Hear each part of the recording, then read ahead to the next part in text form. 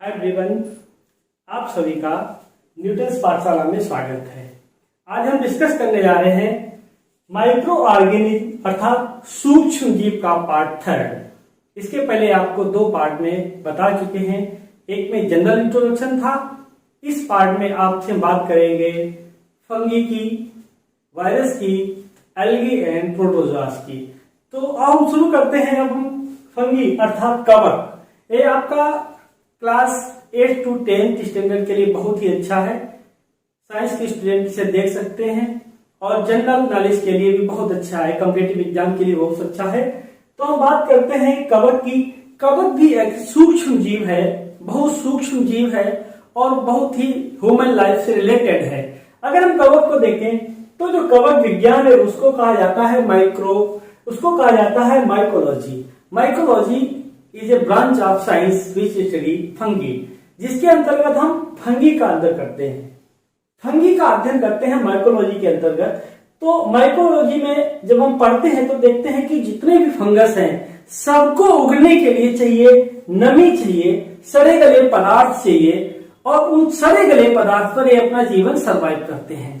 जितनी भी फंगस है उसको सड़े गले पदार्थ हो, जैसे अचार खुला रहा, नमी मिली तो उसमें फंगस लगेगा। चमड़ा है, रोटी है, ब्रेड है, इन सब में तभी फंगस लगता है। जब तक उसमें मॉइस्चर नहीं पहुंचेगी, नमी नहीं पहुंचेगी, तब तक उसमें फंगस नहीं लगता है।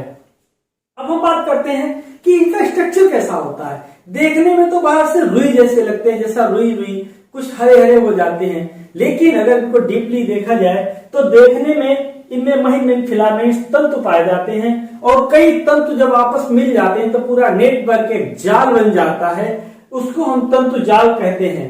और क्या खास बात होती है, जब इनकी सेल लेवल पे स्ट्रक्चर देखते हैं फंगस का, एग्जाम में पूछा जाता है तो इनकी सेल्स में वन या एक से अधिक more than one nucleus are present in the cell of the fungus cell. Then we study the positive and negative effect of fungus, मतलब जो फंगस है उसके क्या हानिकारक काम है और क्या लाभकारी काम है जो ह्यूमन जीवन से संबंधित है। तो हम सबसे पहले हानिकारक की बात कर ले अगर फंगस का, तो हानिकारक में देखते हैं राइजोपस है, म्यूकर है, ये दोनों ऐसी फफूंदी हैं जो जनरली हमारे जीवन को प्रभावित करती हैं। जो हमारा भोजन होता है, जिसकी बात में ऊपर के सड़े गले, यानी बहुत आसानी से जो सड़ी गली चीजें होती हैं जहाँ पे नमी होती है वहां पर बड़ी आसानी से राइजोपस और म्यूकर उगते हैं। सामान्य रूप से इसे फफूंदी हम लोग कहते हैं, जो हमारी फफूंदी देखने में आती है। इसके अलावा स्किन पर देखते हैं आप, बरसात के समय जब नमी बढ़ी हुई होती है तो अक्सर स्किन पर कहीं कहीं दाग हो जाता है। दाग भी एक फंगस है। फंगस के कारण इसका जो है ट्राइकोफाइटान एंड माइकोस्पोरम जो फंगस है, इसके कारण शरीर में दाग बनता है। एग्जाम में पूछा जाता है दाग होने का कारण क्या है, तो बच्चे लिखते हैं फफूंदी है, वायरस है, एल्गी है, तो सीधा इसका ये फंगस है। फंगस उसका नाम भी पूछा जाता है, ट्राइकोफाइटान जो है उससे दाग होता है। और निगेटिव बात करते हैं, जो लकड़ी पड़ी रहती है, आप देखो लकड़ी पर कुकुरमुत्ता जैसी एक संरचना उगती है, जिसे गांव में कुकुरमुत्ता कहते हैं, तो उसमें जो होता है पॉलीपोरस नामक का फंगस लग जाता है, और वो पॉलीपोरस फंगस जो होता है लकड़ी को सड़ने में मदद करता है, जल्दी से लकड़ी को डिके कर देता है, सड़ा देता है।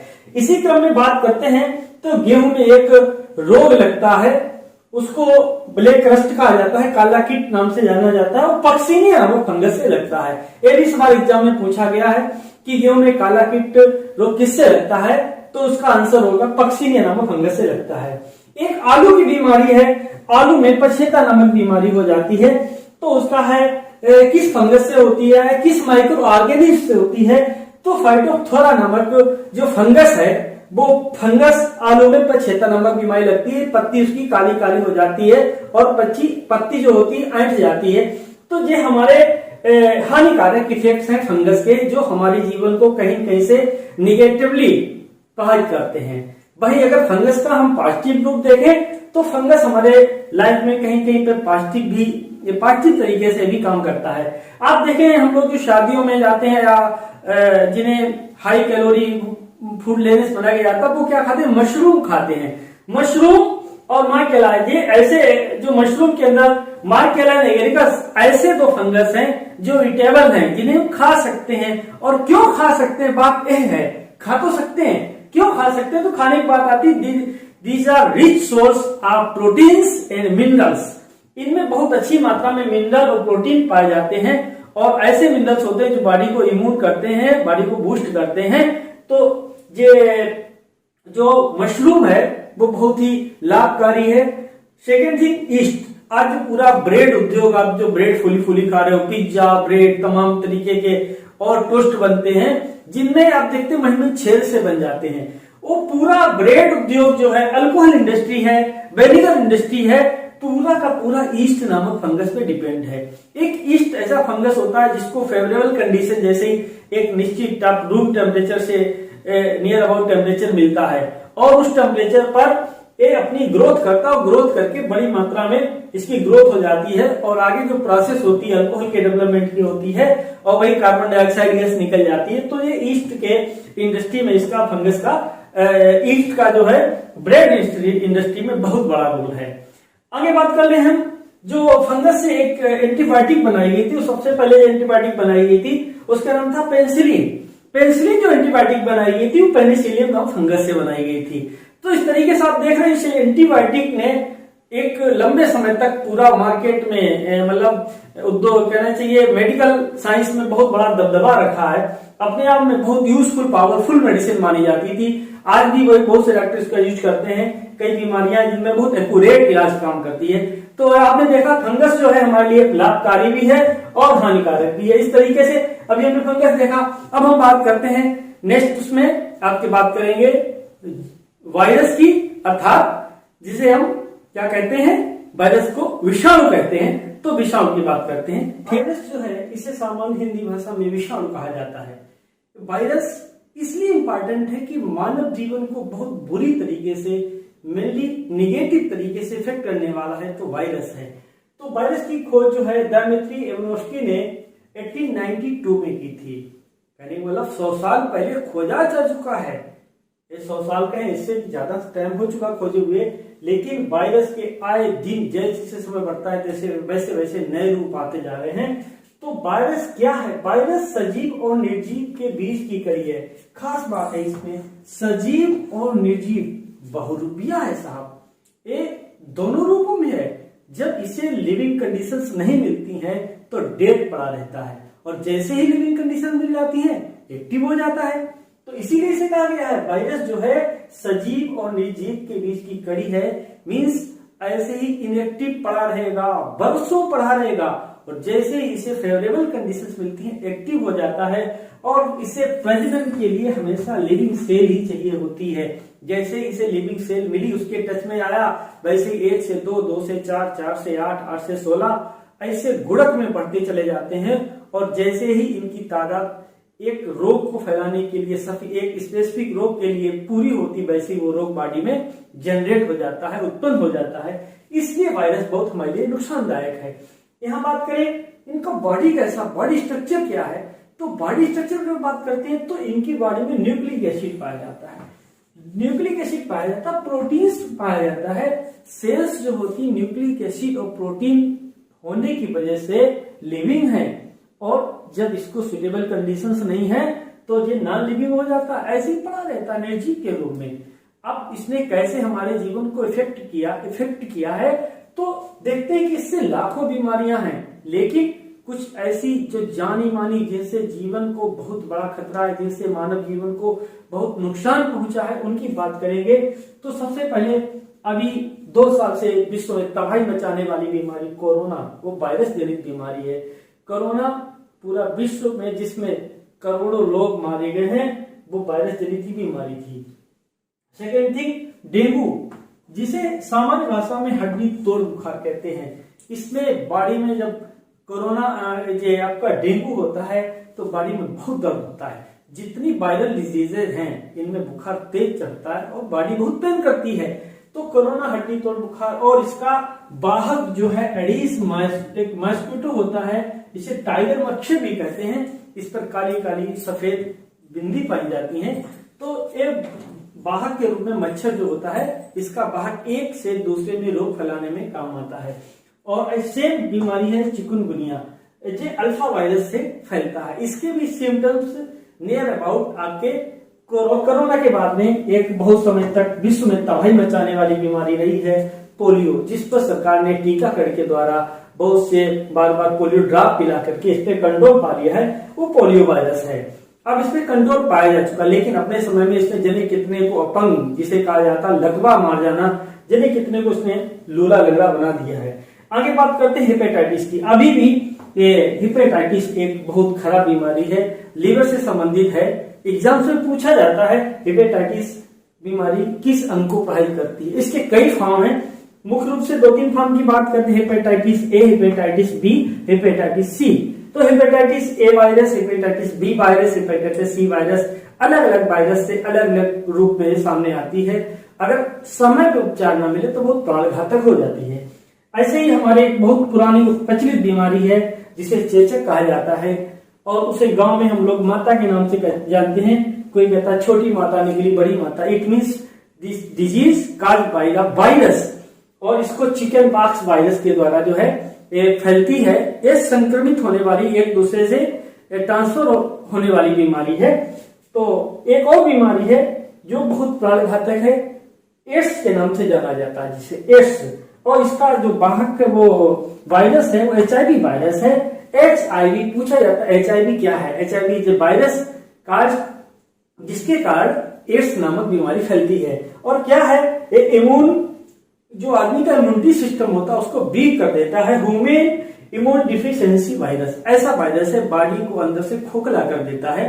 तो ये एक दूसरे से संपर्क में आने से नहीं फैलती है। और एक इन्फ्लुएंजा, एक सामान्य जो कोल्ड टाइप की जैसे जुकाम, उसी टाइप में एक इन्फ्लुएंजा होता है, ग्रुप ऑफ मैक्सो वायरस से फैलता है। इस तरीके से एक लंबी लिस्ट है वायरस की, लेकिन इनमें कुछ वायरस जनित बीमारियां जो बहुत ही बॉडी को प्रभावित करती नहीं है, इनकी बात है। अब बहुत संक्षेप में हम बात करेंगे आपसे एल्गी की, और एल्गी की बात करेंगे आपसे हम प्रोटोजोआस की, शैवाल की। शैवाल क्या है? शैवाल, जिन्हें हम एल्गी कहते हैं, ऐसे माइक्रो ऑर्गेनिज्म जो बहुत छोटे भी हैं और आंखों से देखे भी जा सकते हैं, लेकिन इनकी इंपॉर्टेंस हमारे जीवन में कहीं न कहीं पर है, इसलिए इनका अध्ययन करना जरूरी है। तो हम अगर इनको देखते हैं कहाँ पाए जाते हैं, इनका प्लेस होता है नमी वाली जगह पाए जाते हैं, जहाँ पर पानी वाली जगह होती है। मुख्यतः नमी और पानी वाली जगह पर एल्गी पाई जाती है। बॉडी स्ट्रक्चर देखते हैं, तो बॉडी स्ट्रक्चर में इनकी एक खास बात है, कोई भी सेल ऐसी नहीं होती है जिसमें केंद्रक ना हो, यानी निश्चित तौर पर इसमें केंद्रक पाया जाता है। ऐसा सवाल आता है कौन सा माइक्रो ऑर्गेनिज्म है जिसमें 100% मतलब उसमें अवश्य केंद्रक पाया जाता है। तो बॉडी स्ट्रक्चर की बात करते हैं, और इनका जो बॉडी होता है, पूर्ण सेल ऐसी होती है कि वो चाहे एक कोष की हो या मल्टी सेलुलर हो, बहुकोष की हो, वो सब जितना एल्गी है वो 100 कोषी होता है। यानी वो अपने भोजन के लिए किसी दूसरे पर डिपेंड नहीं होता, अपना भोजन स्वयं बना सकता है। एल्गी स्वयं पोषी होते हैं, ऑटोट्रॉफिक होते हैं। अब बात आती है कि जब मैंने कहा बॉडी स्ट्रक्चर की बात, उनमें केंद्रक भी है, तो कुछ एल्गी ऐसे हैं जो एक कोशिकी हैं, अर्थात बॉडी स्ट्रक्चर में सिर्फ एक सेल है, और कुछ ऐसे हैं जो बहुकोशिकीय मल्टी सेलुलर है, जिनकी बॉडी में कई कोशिकाओं से शरीर का निर्माण हुआ है। यहाँ बात करें तो एक बहुत ही प्रचलित क्लोरेला नाम की एल्गी है। क्लोरेला एक क्यों प्रचलित, क्या इसमें खास बात है? एक क्लोरेला जो है मेडिसिन देने वाली एल्गी है। इससे जो आपकी है क्लोरेलिन नामक मेडिसिन एंटीबायोटिक का निर्माण होता है। क्या लिखा है? क्लोरेलिन। तो क्लोरेला से क्लोरेलिन, ऐसी अन्य भी एल्गीज हैं जैसे क्लेमाइडोमोनास है, और बहुत सी एल्गी बहुकोशिकीय मल्टी सेलुलर है। उसमें एक एल्गी पूछी जाती है, व्हाट इज साइनोबैक्टीरिया। नाम में लिखा है cyanobacteria. This is important question for the examinations. इसमें लिखा हुआ है bacteria, what, this is a kind of algae. एक एल्गी है साइनोबैक्टीरिया, एक एल्गी है। इसी क्रम में ज्यादा नहीं, एल्गी से लेवल ध्यान रखते हुए 8th से 10th स्टैंडर्ड के लिए है। ज्यादा ऊंचे लेवल पे जाएंगे तो पूरा वो लंबा हो जाता है। फिर हम बात करते हैं इसी में माइक्रो ऑर्गेनिज्म, लास्ट पॉइंट छूटता था प्रोटोजोआ। जो प्रोटोजोआज हैं बहुत माइक्रो ऑर्गेनिज्म, मतलब unicellular, mostly protozoas are unicellular animals, और यूनिसेलुलर साथ इनका आकार बहुत छोटा होता है। कुछ के शरीर में फ्लैजिला नामक मतलब चलने के लिए अंग पाए जाते हैं उन पे नहीं जाते हैं। तो मेनली जो प्रोटोजोआज हैं जो हमारे जीवन को कहीं ना कहीं प्रभावित करते हैं, उनमें से कुछ को लिया गया है यहाँ पर। एक सबसे एक्टिव नंबर 1 पे लिया है एंटमीबा हिस्टोलिटिका। एंटमीबा हिस्टोलिटिका जिसे काइंड ऑफ प्रोटोजोआ। और एक क्या खास बात है कि ये जब पेड़ पहुंच जाता है तो पेचिस डिसेंट्री को क्रिएट करता है। सवाल पूछा जाता है कौन सा प्रोटोजोआ डिसेंट्री क्रिएट करता है? ऑप्शन दे Entamoeba gingivalis, Entamoeba histolytica, Entamoeba coli. आप कहते सब में एंटमीबा लगा पड़ा है, तो आपको यहाँ आइडेंटिफाई करना है कि हिस्टोलिटिका है, दैट इज क्रिएट पेचिस। और दूसरा होता है एंटमीबा जिंजीवेलिस। और जिंजीवेलिस जो है दांतों में आपने देखा होगा कभी सड़न हो जाती है, बदबू मारता, दांत पीले पीले दांतों के ऊपर जो मसूड़े होते हैं पीले पीले, उनमें खून निकलता है, पस्सा निकलता है, एक कारण होता है पाइरिया का, तो वो होता है एंटमीबा जिंजीवेलिस के कारण। इसी क्रम में एक लिखा एंटमीबा कोलाई। ये आंतों में संक्रमण फैलाने वाला एक टाइप ऑफ प्रोटोजोआ है और बहुत सिंपल से इसकी बात करते हैं। ये बहुत चर्चा का विषय रहता है प्लाज्मोडियम। प्लाज्मोडियम जो होता है 2 टाइप का होता है, प्लाज्मोडियम बाइवेक्स और प्लाज्मोडियम फैल्सीफेरम। जो मलेरिया सामान्य रूप से मच्छर काटने से होता है, वो मच्छर होता है मादा एनाफ्लीज। मादा एनाफ्लीज से मलेरिया होता है, और वो जो जल्दी मलेरिया होता है वो होता है प्लाज्मोडियम बाइवेक्स। और इसी का एक फॉर्म है जो बहुत घातक होता है, प्लाज्मोडियम फैल्सीफेरम। यदि चैनल उपयोगी है तो इसे सब्सक्राइब करें और शेयर